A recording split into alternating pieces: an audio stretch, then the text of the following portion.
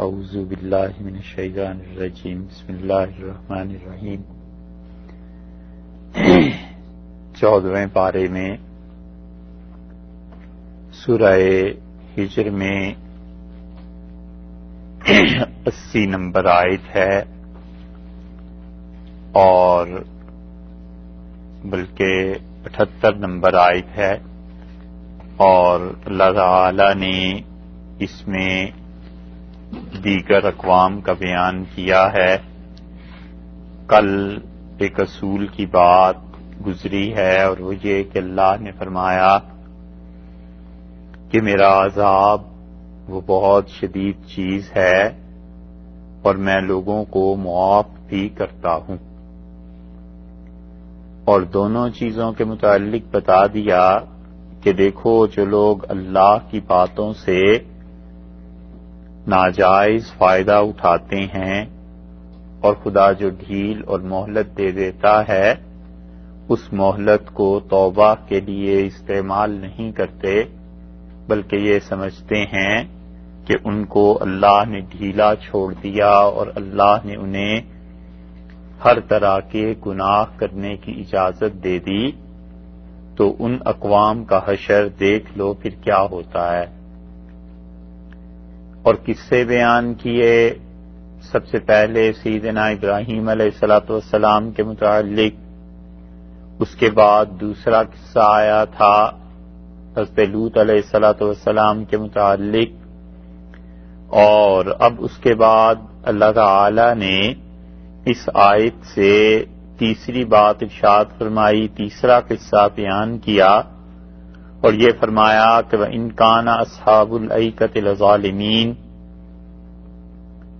اور یقیناً ان کا جو لفظ ہے یہ یقین کے معنی میں یہاں آیا ہے کہ یقیناً جو تھے، پکی بات ہے، وہ تھے اصحاب الایکہ، اور ایکہ کہتے ہیں جھرمٹ کو، اور جھرمٹ کا مطلب یہ ہوا کہ گھنا جنگل جہاں پر بہت سے درخت اگے ہوئے ہوں، تو ایکہ کا مطلب یہ ہو گیا کہ ایسی جگہ جہاں پر بہت سے درخت اگے ہوئے تھے اور وہاں ایک قوم آباد تھی، اور اللہ تعالی نے اس قوم کا تذکرہ یہاں پر فرمایا۔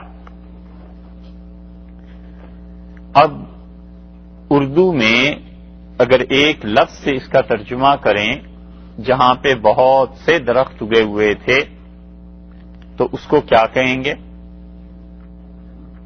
ہیں جنت میں تو درخت ہوں گے ہی، جنت جنگل، ہاں جنگل بھی، لیکن اس کے علاوہ بھی ایک اور لفظ ہے، جنگل تو ہے ہی، جنگل تو بہت سے درختوں کا ہے مجموعہ، خاص لفظ اس کے لیے اردو میں بولتے ہیں بن،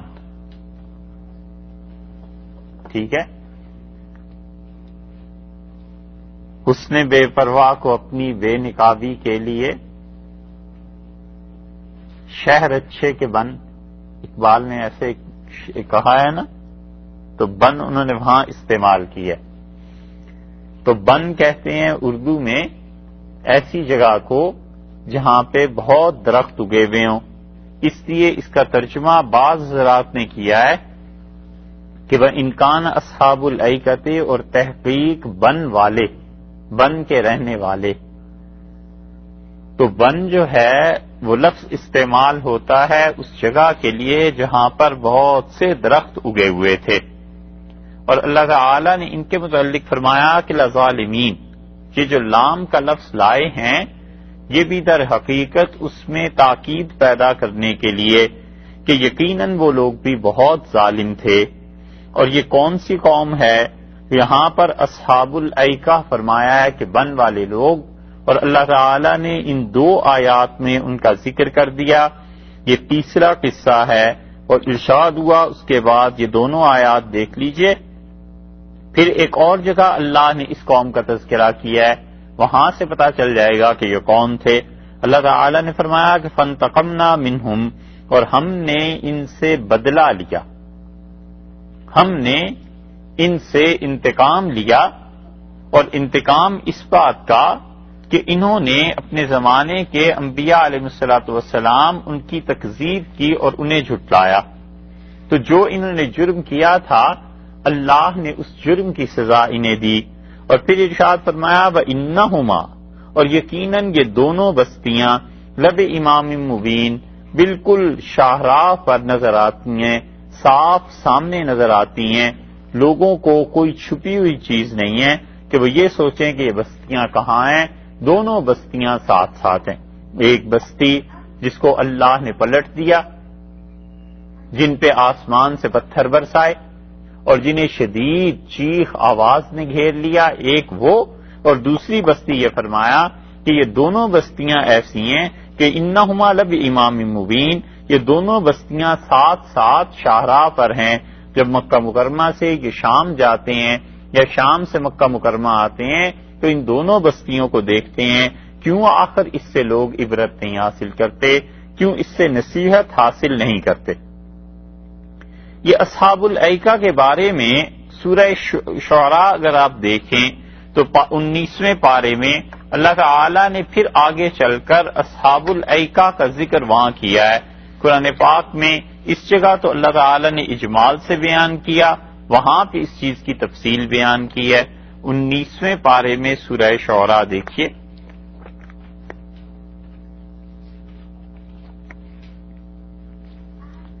پارہ 19 سورہ شعراء اور آیت نمبر ہے 176 176۔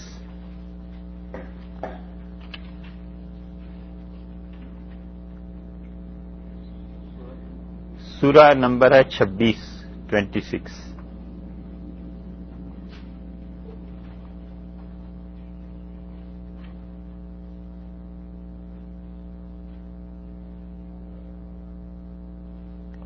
ملی جی، 19واں پارہ سورہ شعراء اور آیت نمبر 176 176۔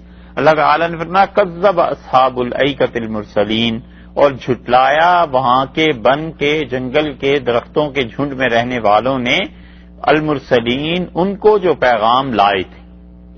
اس کا مطلب یہ ہوا کہ یا تو وہاں پر بہت سے انبیاء علیہ السلام آئے تھے، انہیں جھٹلایا گیا، اور یا مطلب یہ ہوا کہ رسول تو ایک ہی آئے تھے علیہ الصلوۃ والسلام، لیکن چونکہ ایک رسول کو جھٹلانا بھی تمام رسولوں کو جھٹلانے کے مترادف ہے، اسی کے مقابلے میں ہے، اس لیے اللہ نے جمع کا صیغہ استعمال فرما دیا۔ اذ قال لهم شعیب، جب ان سے کہا شعیب علیہ الصلوۃ والسلام نے الا تتقون، کیا تم اس بات سے ڈرتے نہیں ہو؟ اللہ کے ساتھ شرک کرتے ہو، نبوت کا انکار کرتے ہو، کیا تمہیں اس بات کا سے خوف نہیں آتا؟ معلوم ہو گیا کہ اصحاب الایکہ کون تھے؟ یہ شعیب علیہ الصلوۃ والسلام کی قوم والے۔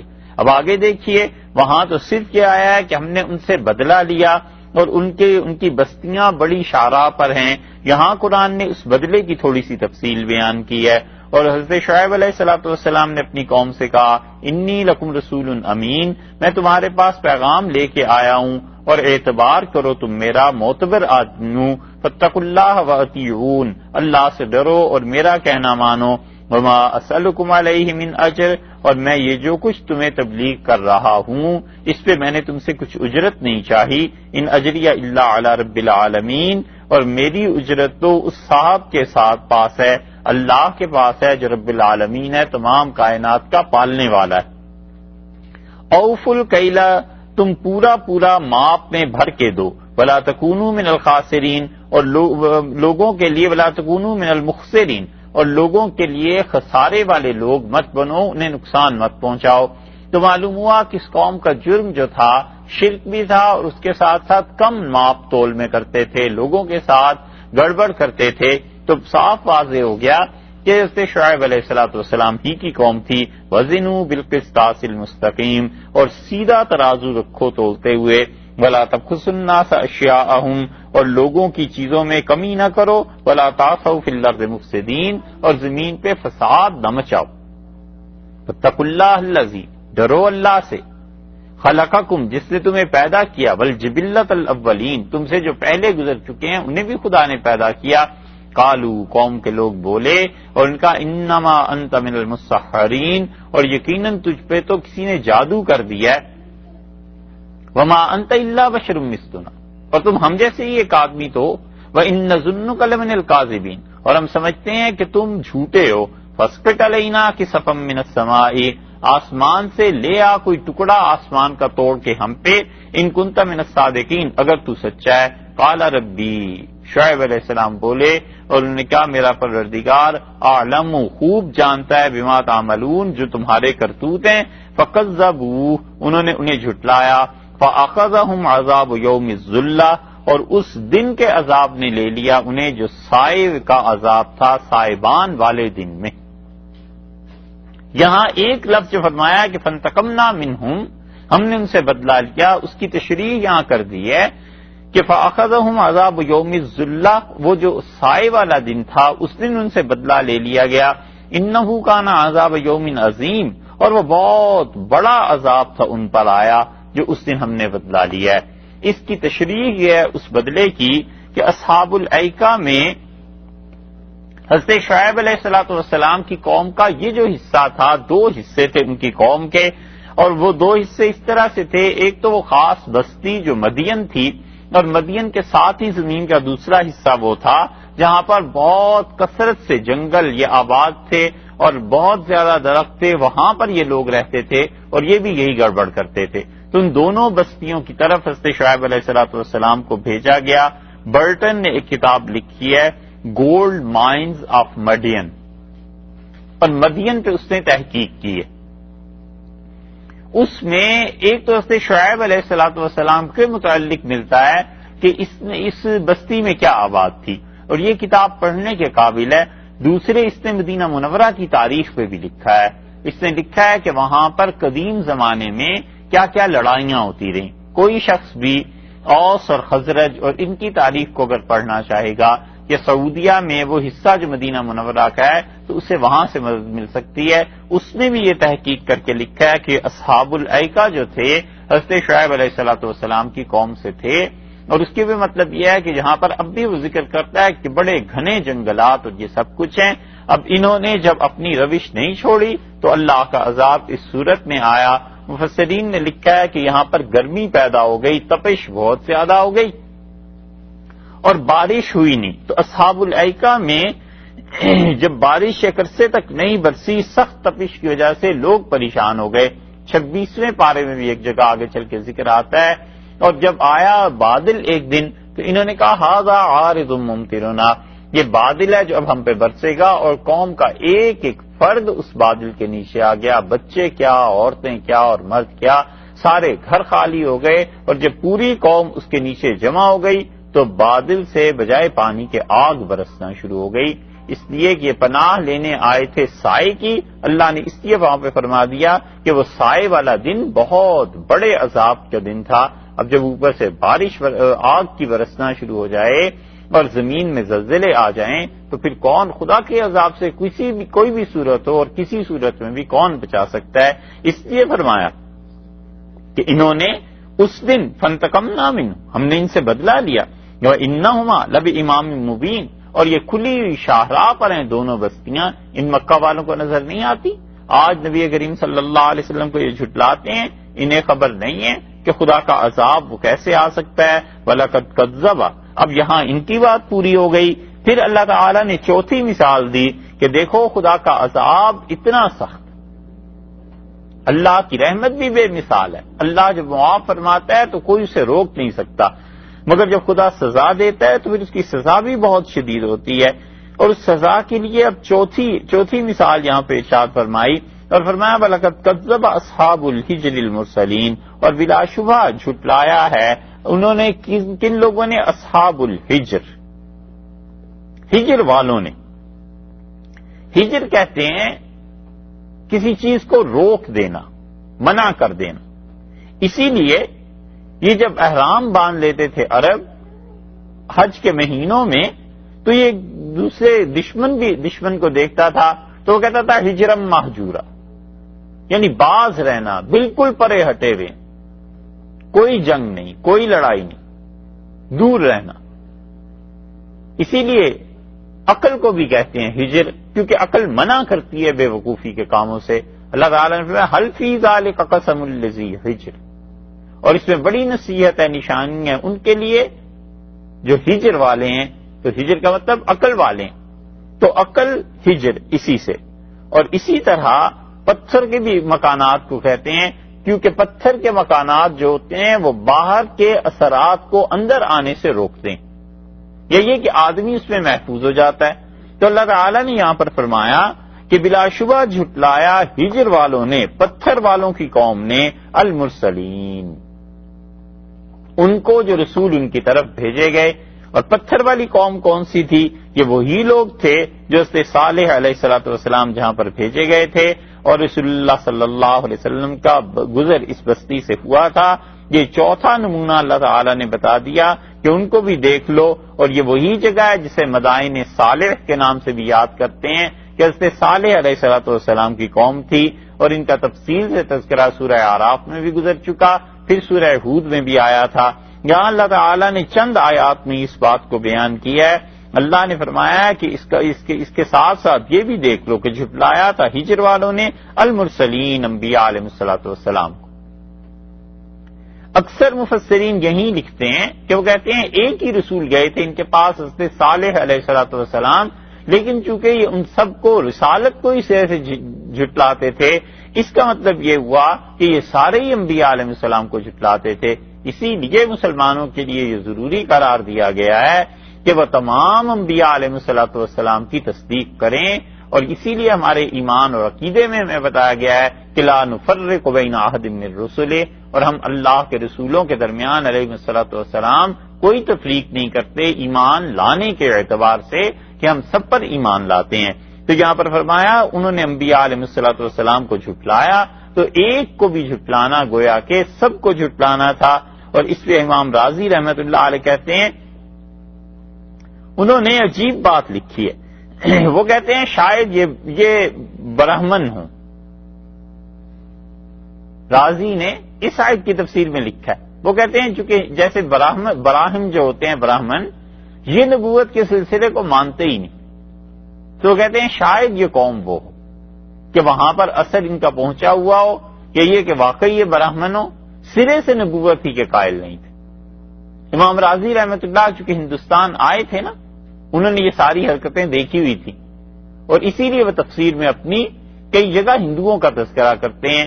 اور راضی رحمت اللہ علیہ آئے تھے کس صدی میں؟ وہ یعنی 6 صدی کے آخر پہ ہی کہیں انہوں نے سفر کیا ہے، کیونکہ 606 ہجری میں تو غالباً خود ان کا انتقال ہو گیا تھا، تو وہ آئے تھے 6 صدی کے آخر پہ، 7ویں صدی کے آغاز میں ہی کہیں ان کا انتقال ہو گیا ہے۔ تو معلوم ہوتا ہے کہ وہ کہیں رہے ہیں ان علاقوں میں، یہ چیزیں انہوں نے دیکھی ہیں، اس لیے وہ کہتے ہیں کہ شاید یہ برہمن ہو سارے، کیونکہ وہ سرے سے نبوت کے قائل نہیں ہیں۔ اللہ تعالیٰ نے فرمایا ہے کہ دیکھو اس قوم کو کیا ہوا، وَآتَيْنَاهُمْ آیَاتِنَا، ہم نے اپنی نشانیاں انہیں دی، معجزات انہیں دکھائے۔ ایک آیت کا تذکرہ تو قرآن پاک میں آیا ہے، اور وہ تھی اونٹنی، کہ اللہ نے اس کے ذریعے ان پر حجت پوری کر دی، اور نشانیاں بھی دکھائی ہوں گی۔ فَقَانُوا عَنْهَا مُعْرِضِينَ، فَقَانُوا سو یہ تھے، عَنْهَا ان نشانیوں سے، مُعْرِضِينَ اعراض کرتے رہے، ٹلاتے رہے ان نشانیوں کو، کوئی پرواہ نہیں کی کہ اس کائنات میں کیا ہو رہا ہے، گرد و پیش میں کیا ہو رہا ہے، یہ نشانیاں خدا میں کیوں دکھا رہا ہے۔ انبیاء علیہ الصلوۃ والسلام کے ہاتھ پر جو معجزات ہمارے سامنے پیش آ رہے ہیں، ہم دیکھ رہے ہیں، آخر ان معجزات کی کیا حکمت ہے؟ اس کے بعد پھر کیا ہوا کرتا ہے؟ یقیناً خدا کا عذاب ہی آیا کرتا ہے۔ منہ مانگی چیزیں ہم نے مانگ لی اللہ سے، اور اللہ نے ساری کی ساری چیزیں دے دی، اس کے باوجود عقل نہیں ہے۔ اللہ نے فرمایا کہ ہم نے اپنی نشانیاں انہیں دیں، اور وہ ان نشانیوں کو ٹلاتے رہے، پرواہ ہی نہیں کی۔ وَقَانُوا، اور یہ لوگ تھے، يَنْحِتُونَ مِنَ الْجِبَالِ، تراشتے تھے پہاڑوں میں سے کچھ پہاڑوں کو، بیوتن گھروں کے لیے، اپنے گھر بنانے کے لیے، اور آمنین امن سے رہ رہے تھے، سکون سے رہ رہے تھے۔ ایک بات تو یہ بتا دی اس آیت میں کہ یہ پہاڑوں کو تراشتے تھے، اور پہاڑوں کو تراشنا یہ صالح علیہ الصلوۃ والسلام کی قوم کے ساتھ رہا ہے۔ اب بھی مدائن صالح میں اگر آپ دیکھیں تو ایک ایک پہاڑ کو انہوں نے تراشا ہے اور اس میں سے سینکڑوں کمرے انہوں نے نکالے ہیں، تہہ خانے نکالے ہیں، یہ ہندسہ، انجینئرنگ، یہ سب چیزیں ان کے پاس تھیں اور ماہر تھے۔ دنیا اتنی ترقی کر گئی ہے، کیسی کیسی ٹیکنالوجی آ گئی ہے، آدمی سوچے کہ کوئی کسی سے کہے کہ صاحب یہ ایک پہاڑ ہے اور اس پہاڑ میں ہم نے محل بنانا ہے اور باہر سے کوئی میٹیریل نہیں لانا، اس پہاڑ کے اندر سے ہی پتھر نکال نکال کر باہر پھینکنے، ان پہاڑوں کو تراشنا ہے۔ اب وہ کہتا ہے صاحب یہ تو اس کی راہداری ہے، اس کے پیچھے آپ جائیں گے تو وہاں 12 فٹ بائی 12 فٹ کا ایک کمرہ آپ کو مل جائے گا، اس کمرے کے پیچھے اور 4 کمرے مل جائیں گے، یہ ساری چیزیں، اور پھر دوسری منزل اس کی ایسی بنے گی، اس کا تہہ خانہ ایسے بنے گا۔ کمال کی چیزیں ان کے پاس تھیں، اللہ نے کیا کیا چیزیں انہیں دی تھی۔ اس کا مطلب ہے کہ جیومیٹری، ڈرائنگ، یہ جو میتھمیٹکس ہیں، یہ سب کی سب چیزیں ہوں گی تو ہی تو اتنے کمرے اور تراشتے رہے ہیں اور یہ چیزیں، اور کوئی چیز نہیں لگانی ہے باہر سے، اندر سے صرف تراش کے پتھر کو نکالنا ہے اور اٹھا کر باہر پھینکتے۔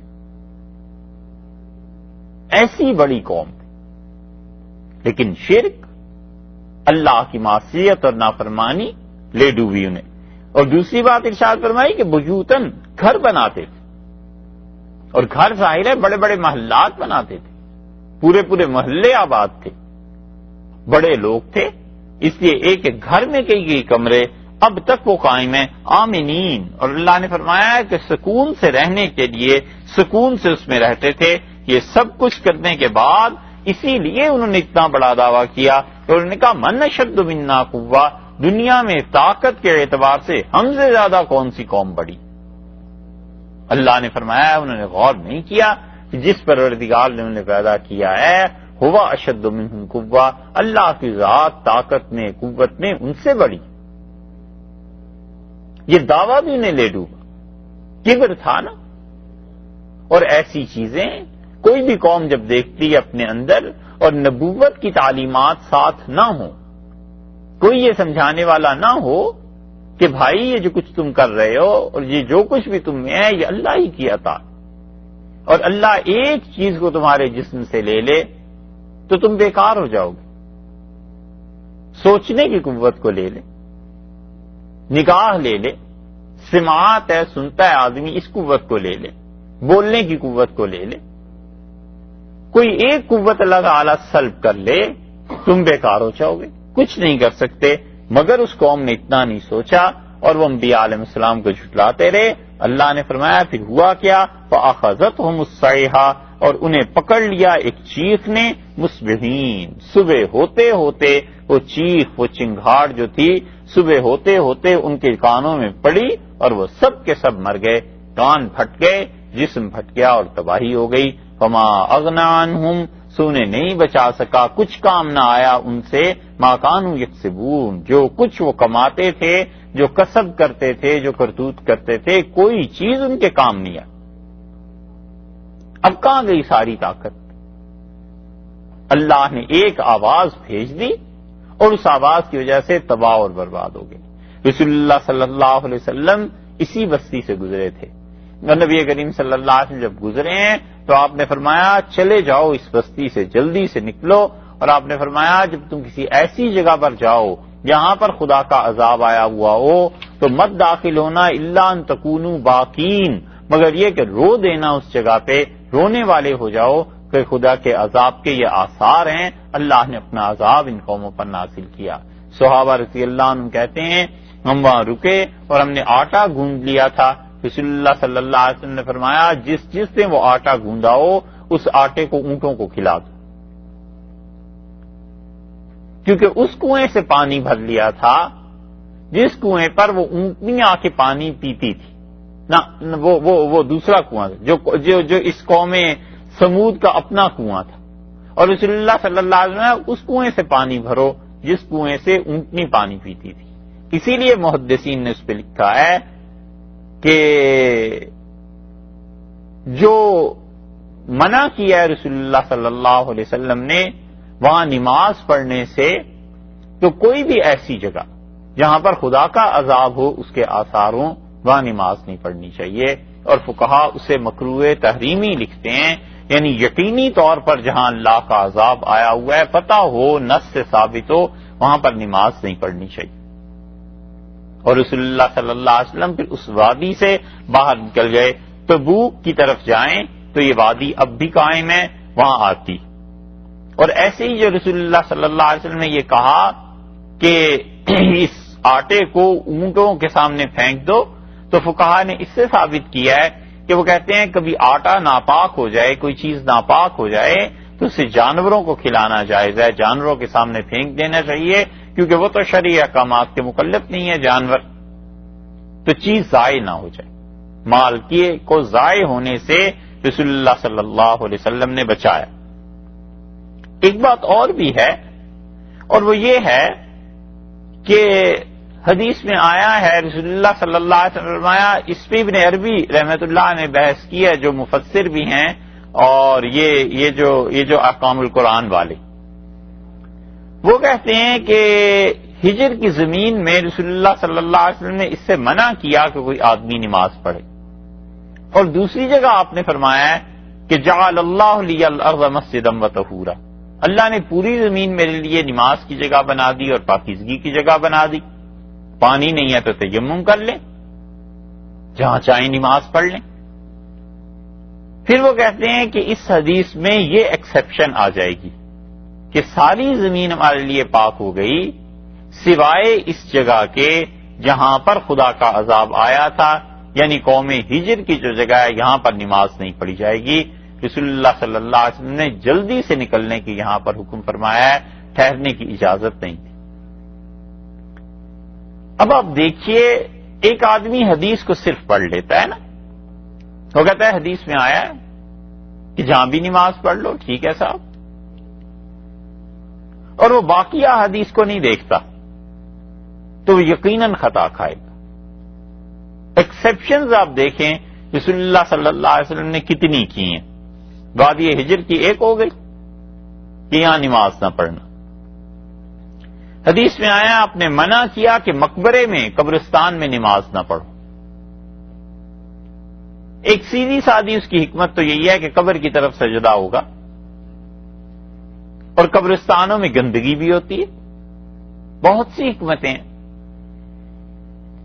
منع کر دیا کہ مقبروں میں نماز نہ پڑھی جائے، حالانکہ یہ جو حتیم ہے بیت اللہ کا، یقیناً یہاں پر قبریں ہیں، حضرت اسماعیل علیہ السلام کی اور ان کی والدہ ہاجرہ کی قبر یہی ہے، بہت مورخین نے نقل کیا ہے، لیکن اس کے باوجود چونکہ رسول اللہ صلی اللہ علیہ وسلم نے نماز پڑھی ہے لہذا پڑھتے ہیں۔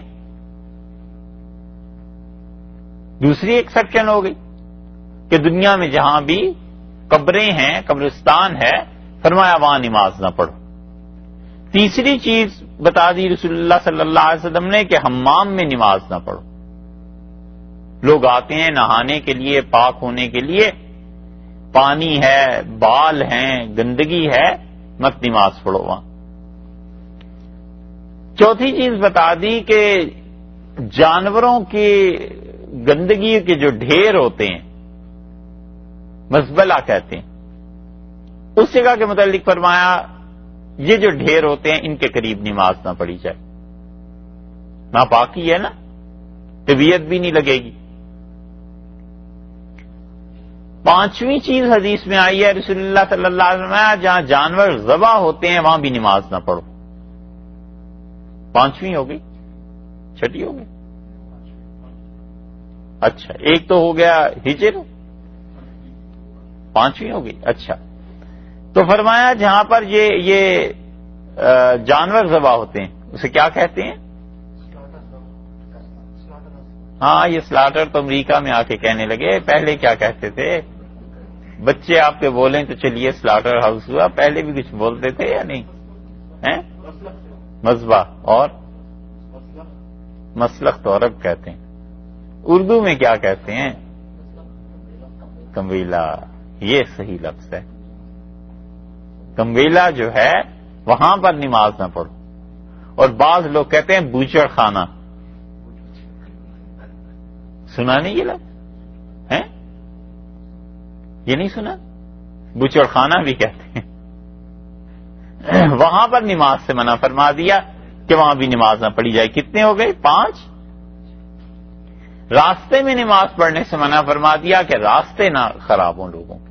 اتنی شدید ممانعت ہے کہ رسول اللہ صلی اللہ علیہ وسلم نے جہاد کے متعلق ایک دن صحابہ رضی اللہ عنہم آ رہے تھے اور مغرب کی نماز کا وقت ہو گیا، جہاد سے فارغ ہو کے آ رہے تھے اور راستے میں سامان انہوں نے ڈال دیا، جلدی ہوگی غالباً نماز کی. تو کسی نے حضرت ابو سعید رضی اللہ عنہ نے آ کے عرض کیا کہ راستہ تنگ ہو گیا ہے، گزر نہیں سکتے لوگ، سامان رکھ دیا گیا ہے. تو آپ نے فرمایا جاؤ اور میری طرف سے پکار دو، سب کو کہو کہ جو آدمی راستے تنگ کرے گا فلا جہاد علیہ، آج جہاد کا ثواب اس نے ضائع کر. اتنی شدت سے منع کیا، حتیٰ کہ بعض روایات میں آیا ہے لعنت بھیجی رسول اللہ صلی اللہ علیہ وسلم نے ان لوگوں پر جو لوگوں کے راستے تنگ کر دیتے ہیں.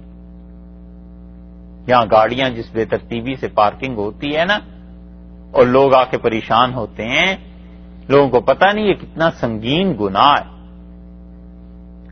تو منع فرما دیا کہ راستوں میں نماز نہ پڑھو، عام گزرگاہ. کتنے ہو گئے جی؟ 6.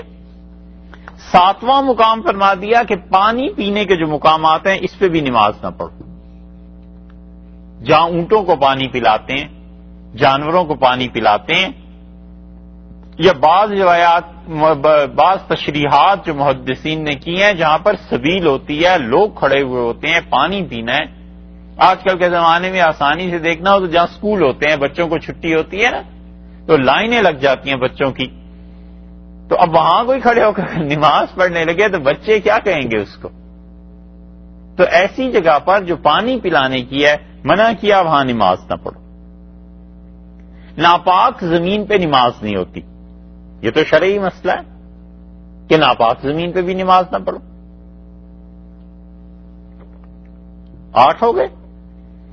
9ویں جگہ جہاں پہ منع فرمایا کہ یہاں نماز نہیں پڑھنی، غصب کی زمین. کسی سے زمین ناجائز طور پر ہتھیا لی جائے، کسی کی زمین پہ قبضہ کر لیا جائے، اس جگہ پر نماز نہیں پڑھنی.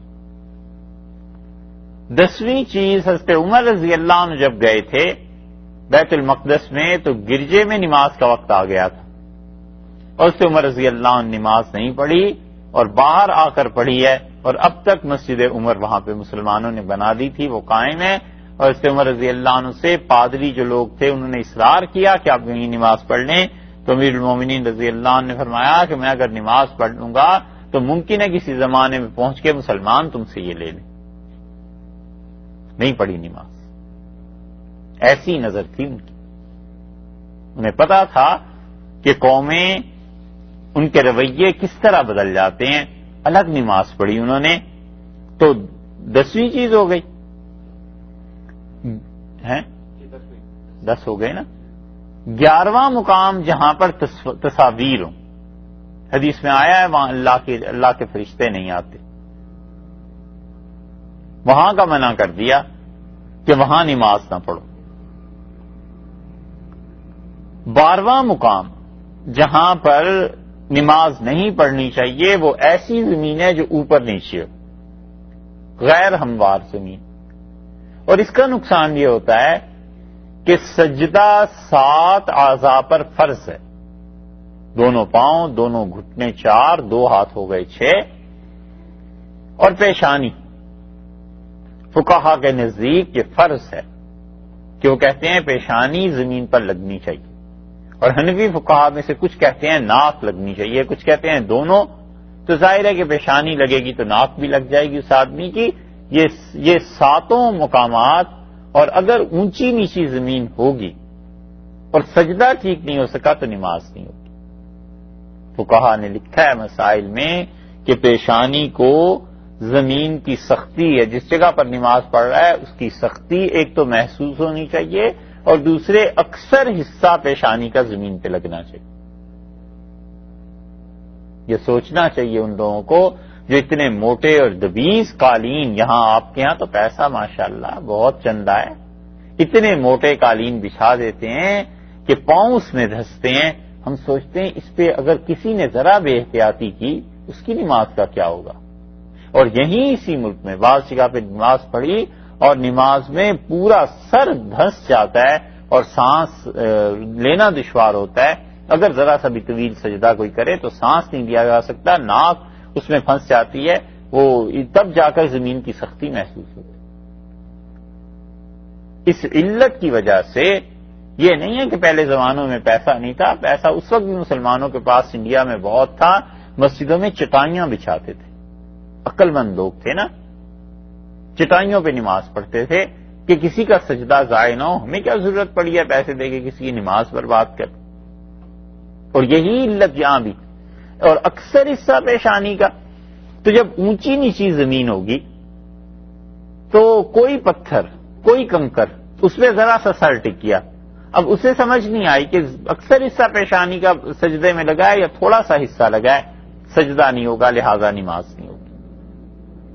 اس لیے فقہا اونچی نیچی زمین پہ نماز پڑھنے سے منع کرتے ہیں. ایسے ہی جیسے قالین ہوتا ہے نا، دو دو تین تین مسلے بچھا دیتے ہیں، تو بعض اوقات کوئی ایسی پٹی آ جاتی ہے جس مسلے کے چاروں طرف ڈورا لگا ہوا ہوتا ہے، تو اس میں کبھی کبھی پیشانی اس پہ جا پڑتی اور سر اس پہ ٹک جاتا ہے، اور اکثر حصہ پیشانی کا زمین پہ لگتا نہیں، سجدہ نہیں ہوتا اور نماز بھی نہیں ہوتی. یہ تو فقہی اعتبار سے نہیں ہوتی، اللہ کے ہاں پتہ نہیں قبول ہے یا نہیں ہے وہ تو الگ بات ہے. مگر یہ کہ ہم کسی کو بھی کیوں اجازت دیں کہ وہ ہمارے کندھے پر پاؤں رکھ کے وہ جہنم میں جانا چاہے، ہم تو ضرور کھینچیں گے اس کی ٹانگ کہ مت جاؤ. اس لیے اونچی نیچی زمین پر نماز پڑھنے سے منع کیا ہے. 12 چیزیں ہو گئیں. نمازی کہیں سو رہا ہو تو اس کے سامنے کھڑے ہو کے نماز پڑھنا یہ منع ہے. نبی کریم صلی اللہ علیہ وسلم خود پڑھتے تھے. اس لیے عائشہ رضی اللہ عنہا کہتی ہیں میں رسول اللہ صلی اللہ علیہ وسلم کے سامنے کمرے میں ایسے ہی لیٹی رہتی تھی جیسے میت پڑی ہوئی ہوتی ہے. اور ہمارا گھر چھوٹا تھا، کمرہ چھوٹا تھا، اور رسول اللہ صلی اللہ علیہ وسلم جب سجدہ کرنا ہوتا تھا تو میں سوتی رہتی تھی، تو وہ میری پسلیوں میں انگلی رکھتے تھے تو میں سمجھ جاتی تھی، میں پاؤں سمیٹ لیتی تھی. پھر آپ سجدہ کرتے تھے، پھر کھڑے ہو جاتے تھے طویل سجدے کے بعد، تو پھر میں سو جاتی تھی. تو رسول اللہ صلی اللہ علیہ وسلم کا وہ نماز کا پڑھنا اس اعتبار سے بھی کہ کمرہ چھوٹا تھا، ایک ہی بس وہ کمرہ تھا، وہی گھر کا سب کچھ وہی تھا، اور دوسرے اس اعتبار سے بھی کہ رسول اللہ صلی اللہ علیہ وسلم کی اپنی خصوصیات میں سے ہے، وہاں کوئی ایسی بات نہیں ہے. مگر اب کوئی آدمی سو رہا ہے اور دوسرا اس کے سامنے آ کے نماز پڑھنا شروع کر دے، سجدہ بھی کرے گا، تو یہ مکروہ کام ہے. اس وجہ سے بھی کہ اسے تکلیف ہوگی، سونے والے کو بھی، اور اس وجہ سے بھی کہ انسان کے سامنے سجدہ کر. ایسے ہی 13 چیزیں ہو گئی. 14ویں چیز فقہا نے لکھی ہے، اور وہ کہتے ہیں کہ کسی بھی آدمی کے چہرے کی طرف نماز پڑھنا.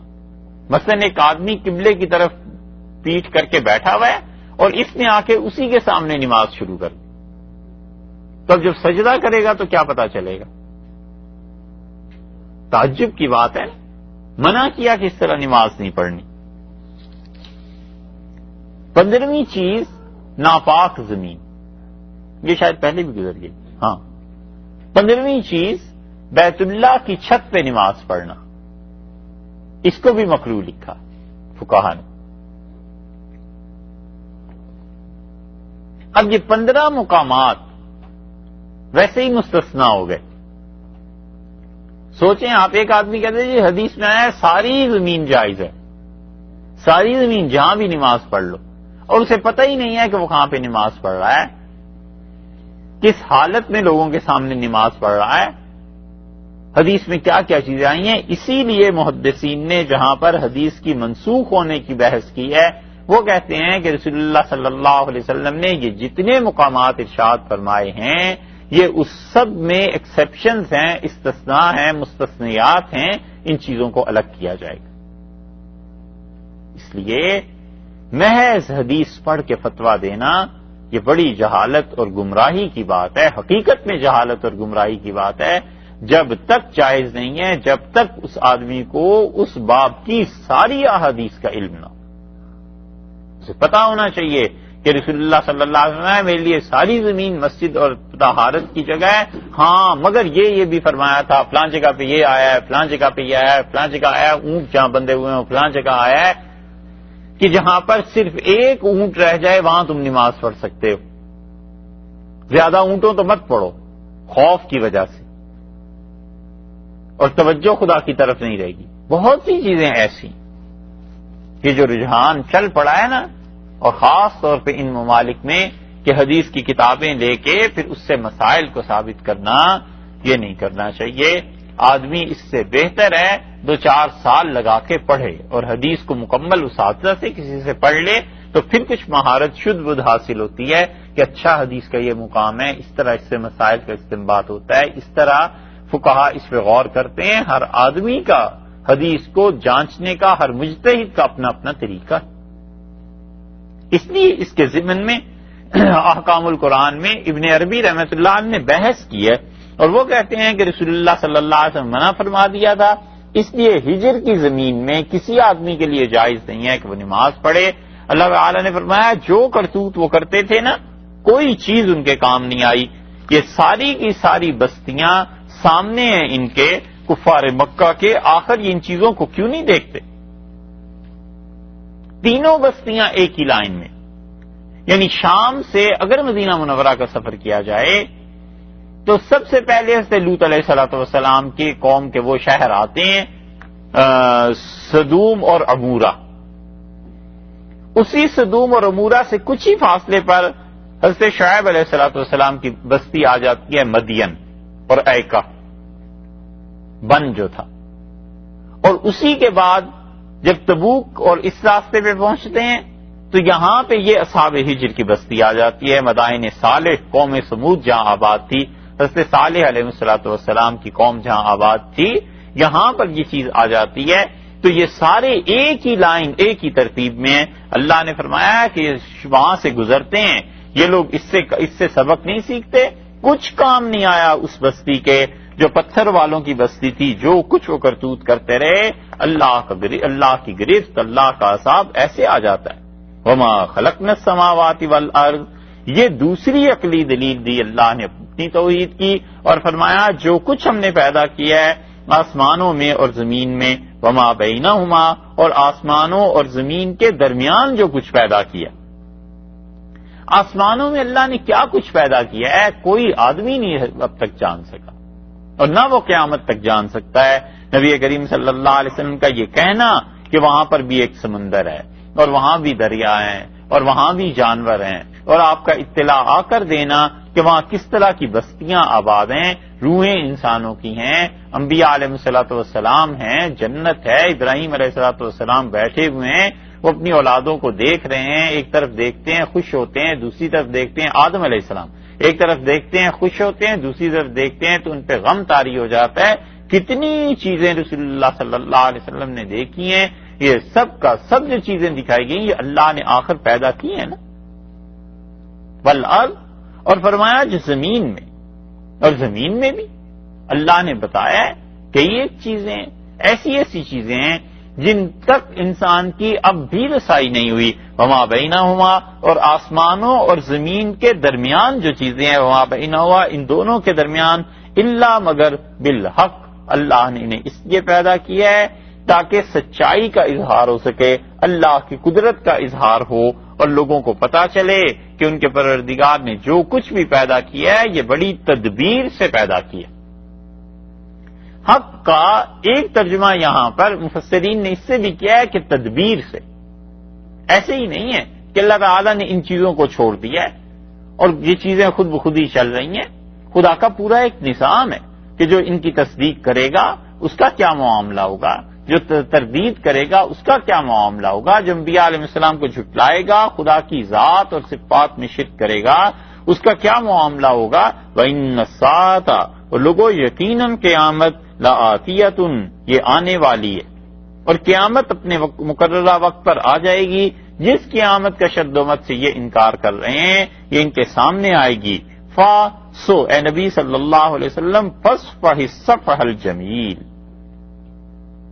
فاصفح، آپ کنارہ کش ہو جائیے، آپ ایک طرف ہو جائیے، آپ ان لوگوں سے ہٹ جائیے۔ کیسے؟ الصفح الجمیل، اچھا ہٹنا، اچھا کنارہ پکڑنا، اچھی طرح کنارہ کرنا، یعنی جو چیزیں بھی ہیں بتا دیا، پچھلی امتوں کے احوال سنا دیے، اور یہ جہان جو ہے یہ ایسے ہی نہیں پیدا کیا گیا، اللہ اس میں ہر چیز کے لیے اس نے ایک تدبیر کی ہے، اور آپ کیا کیجئے؟ کنارہ پکڑ لیجئے، یعنی جب اللہ کا حکم آئے گا اور کافر ضد کر رہے ہیں تو پھر دیکھیے جھگڑے کا کوئی فائدہ نہیں، اس وعدے کا بس انتظار کرنا چاہیے کہ کب پورا ہوتا ہے۔ فصفح الصفح الجمیل، آپ ایک طرف کو ہو جائیے اور ایک طرف بھی ایسے کہ اچھی طرح ہو جائے۔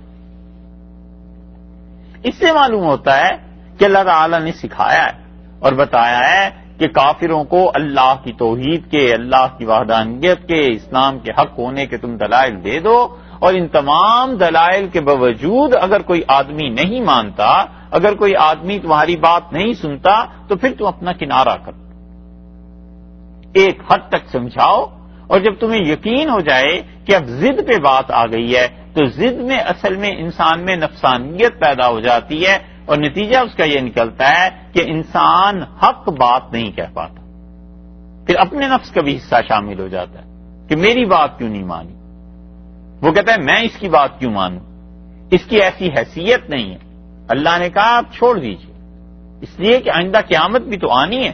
ان ربک، بلا شک و شبہ آپ کا پروردگار، هو الخلاق، اللہ بہت ہی بنانے والا ہے۔ خالق سے بھی اللہ تعالی نے مبالغے کا صیغہ استعمال فرمایا، هو الخلاق، اللہ بہت مخلوق پیدا کرنے والا ہے، یعنی اگر یہ نہیں مانیں گے تو خدا کوئی ایسا تھوڑا ہی ہے کہ اگر یہ مخلوق مر گئی تو پھر کیا ہوگا، وہ بہت پیدا کرنے والا ہے، ان جیسے کئی ہزاروں کروڑوں افراد لے آئے گا، اس کے لیے کیا مشکل ہے؟ یا تو کوئی محتاجی ہو نا کہ یہ لوگ نہیں مانیں گے تو اس کے بعد لوگ کہاں سے آئیں گے؟ اللہ نے بنا هو الخلاق، اللہ کی ذات بہت پیدا کرنے والی، بہت تخلیقات ہیں، یہ نہیں مانیں گے، آئندہ کوئی مان جائے گا۔ العلیم، بڑا خبردار ہے۔ اور خلاق کا ایک ترجمہ یہ کیا گیا ہے کہ تیرا پروردگار ہی بس پیدا کرنے والا ہے، هو الخلاق، فقط اور فقط وہی پیدا کرنے والا ہے، تو جس نے پیدا کیا ہے وہ ان کا حساب بھی لے لے گا، ایسے ہی نہیں چھوڑ دے گا۔ یہ اپنی تخلیق پر غور کریں، اگر کسی اور نے پیدا کیا ہوتا تو وہ ایسا معاملہ تھا کہ اس کو ہوتا، وہ مجبوری ہوتی اس کی، مگر ہماری تو کوئی مجبوری نہیں ہے، کسی نے پیدا ہی نہیں کیا انہیں، ہم نے ہی پیدا کیا۔ جب ہم پیدا کرنے پہ قدرت رکھتے ہیں، ہم حساب لینے پہ بھی قدرت رکھتے ہیں۔ العلیم، اور ہم علم والے ہیں، ہمیں معلوم ہے کہ کس کس انسان کے ذمے کیا کیا چیزیں ہیں، اور آپ بالکل پریشان نہ ہو۔ ایک تسلی یہ دے دی اللہ تعالی نے، پہلے فصفح الصفح الجمیل، آپ ایک طرف کو کنارہ کر لیجئے، اب چھوڑ دیجئے ان لوگوں کو۔ اب دوسری تسلی یہ دی، اس سورہ ہجر میں اللہ تعالی نے بڑی تسلی کے جملے رسول اللہ صلی اللہ علیہ وسلم کے نازل کیے